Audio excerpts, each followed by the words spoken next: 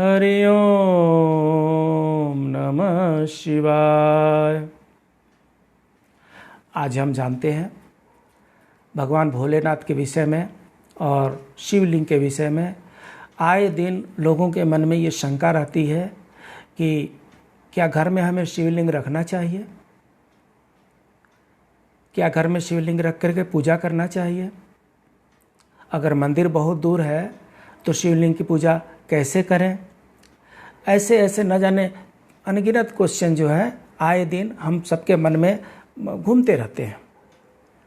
आइए उसका आज निराकरण करते हैं। शिव पुराण में स्पष्टतः लिखा गया है कि घर में एक से ज़्यादा शिवलिंग नहीं रखना चाहिए। समझने की कोशिश करेंगे। शिव पुराण में ये लिखा गया है कि घर में एक से ज़्यादा शिवलिंग नहीं रखने चाहिए।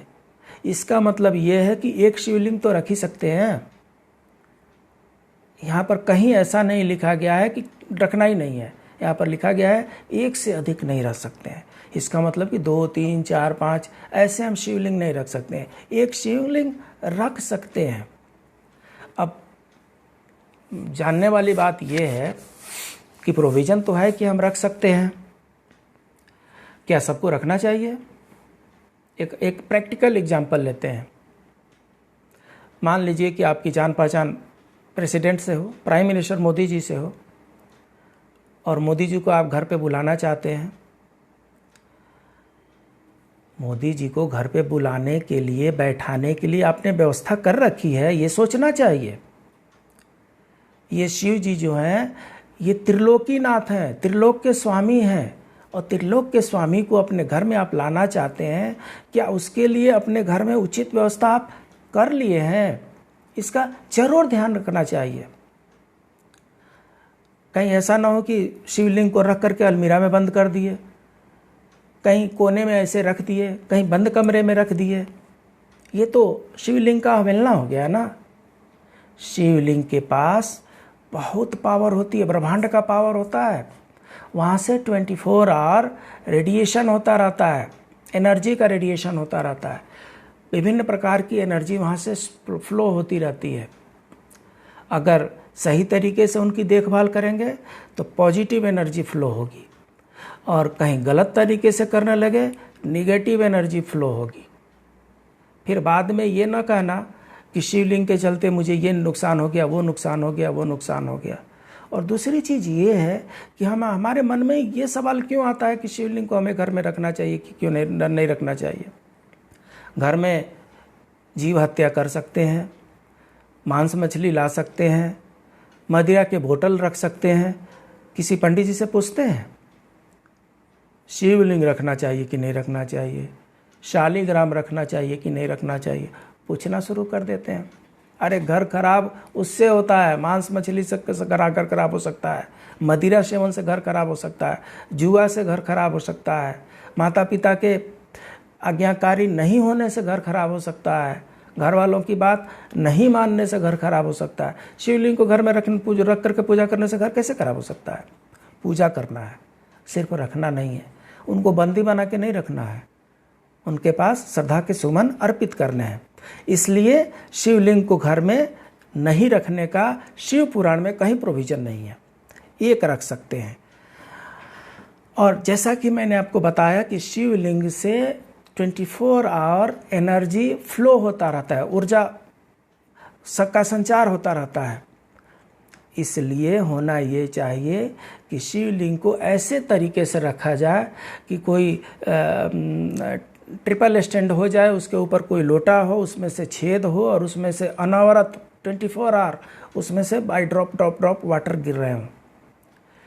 शिवलिंग पे हमेशा जल गिरता रहे तो वहाँ से पॉजिटिव एनर्जी निकलेगी।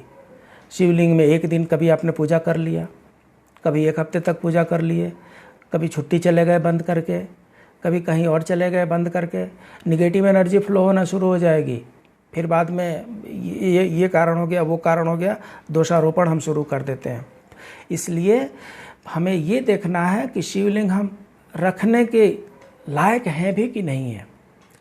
और सबसे बड़ी विचित्र बात यह है कि हम पूछते हैं कि हम अपने घर में शिवलिंग रख सकते हैं क्या? साहब, आप कौन होते हैं भगवान शिव को घर में रखने वाले? वो त्रिलोकीनाथ हैं, तीनों लोक के स्वामी हैं। आप उनके घर में हैं, आप उनके ब्रह्मांड में हैं, आप उनके लोक में हैं। तो आप ये कहिए ना कि शिव जी के घर में मेरा घर है, वो कुछ जस्टिफिएबल लगता है। ये तो वही बात हो गई ना कि आधुनिक युग के लोग कहते हैं कि मेरे मम्मी पापा मेरे साथ रहते हैं। अरे मम्मी पापा आपके साथ रहते हैं कि आप मम्मी पापा के साथ रहते हैं? तो ये शब्दों का बड़ा हेर फेर है। थोड़ा सा इसको समझ लेंगे तो हमारे संस्कार अच्छे से चलने लगेंगे। तो शिव जी को इन ऑल केसेस, शिव जी को जिस घर में आप रहते हैं उस घर में आप रख सकते हैं। रखने के कुछ कंडीशन है, उस कंडीशन को फुलफिल करना पड़ेगा। बाकी सब जितने शिवलिंग मंदिर में होते हैं उनकी प्राण प्रतिष्ठा की जाती है। घर में जो शिवलिंग रखेंगे उनकी प्राण प्रतिष्ठा नहीं की जाती है। उनकी आप पूजा कीजिए, अर्चना कीजिए, प्राण प्रतिष्ठा नहीं करनी होती है। अब प्रश्न ये उठता है कि किस प्रकार के शिवलिंग को रखें, कौन से शिवलिंग को रखें? बेस्ट शिवलिंग जो है और नर्मदेश्वर शिवलिंग है। नर्मदेश्वर शिवलिंग उसको कहते हैं कि भारत में एक नर्मदा नदी है जो फ्लो होती है, और नर्मदा नदी के ऐसा कहा जाता है कि नर्मदा नदी का एक एक पत्थर शिवलिंग होता है। नर्मदा नदी का हर एक पत्थर शिवलिंग होता है।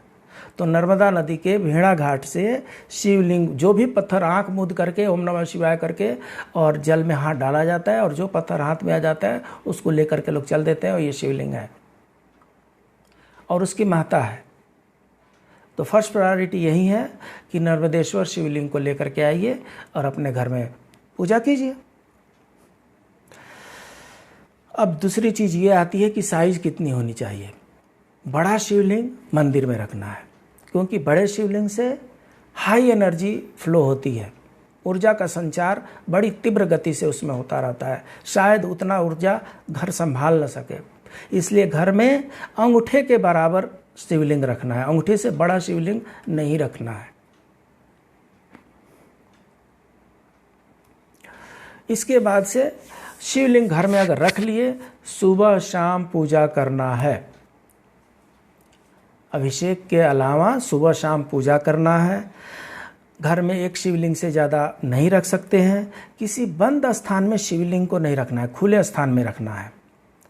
उसके बाद से अगर हो सके तो घर के जो उत्तर पूर्व कोण हो उस कोण में रखा जाए। वो ईशान कोण होता है, और ईशान भगवान शिव का एक नाम होता है। तो इसलिए घर के उत्तर पूर्व के कोने में शिवलिंग को रखें और पूजा करें, लाभकारी होंगे। उसका जो जलधारी होती है वो उत्तर दिशा में होनी चाहिए, जहाँ से जल नीचे प्रवाहित हो सके। हाँ, एक बात और है, शिव जी योगी भी हैं और शिव जी गृहस्थ भी हैं। आपको ये पता करना है कि आप कौन हैं। अगर आप योगी हैं, अगर आप सन्यासी हैं तो सिर्फ शिवलिंग आप रखिए, परंतु अगर आप गृहस्थ हैं, मदर फादर वाइफ चिल्ड्रन के साथ रह रहे हैं, तो शिवलिंग के साथ शिव परिवार को भी रखना है। शिव के जी के साथ एक नाग भी रखना है।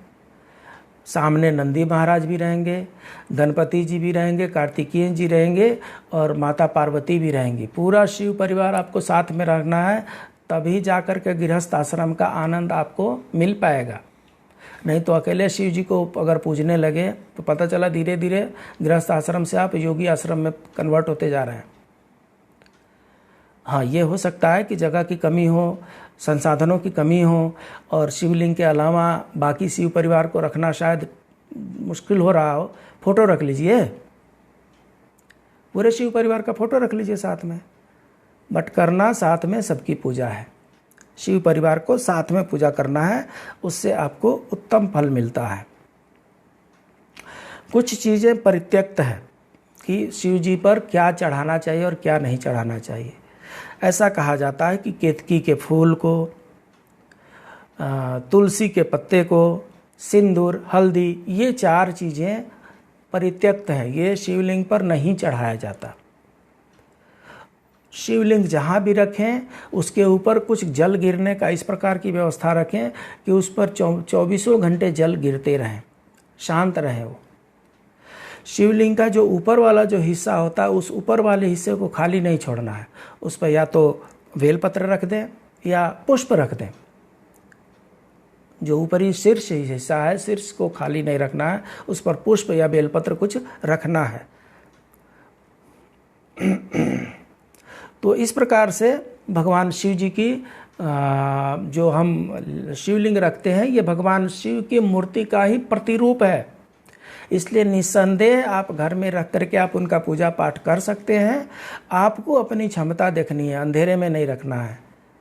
ऐसा नहीं कि पूजा करके और अलमीरा में बंद कर दिए, ऐसा ना कीजिए। बहुत लोग छोटे छोटे मंदिर खरीद के रखते हैं, पूजा किए और उसमें कपाट बंद कर दिए। बंद मत कीजिए, भगवान को खुला रखिए। तो इसमें कोई किसी बात का कोई संदेह नहीं रह सकता है। फिर भी अब फैसला आप पर हम छोड़ते हैं कि आप मंदिर में जा कर के पूजा कर लेते हैं या मंदिर बहुत दूर है तो आप घर में शिवलिंग को रखते हैं। आज की जानकारी सिर्फ इतना ही। कल मिलेंगे फिर एक अगले टॉपिक के साथ, एक किसी अलग से एक टॉपिक लेकर के आएंगे जो शिव जी से ही संबंधित होगी। आपको ये हमारी जानकारी अच्छी लग रही हो तो आप चाहें तो सब्सक्राइब कर दें, लाइक बटन क्लिक कर दें, एंड यस, आपके व्यूज़ आप हमारे कमेंट बॉक्स में अगर आप डालते रहेंगे तो ये हमारे लिए एक प्रेरणा के स्रोत बने रहेंगे। मिलते हैं, तब तक के लिए जय श्री राम।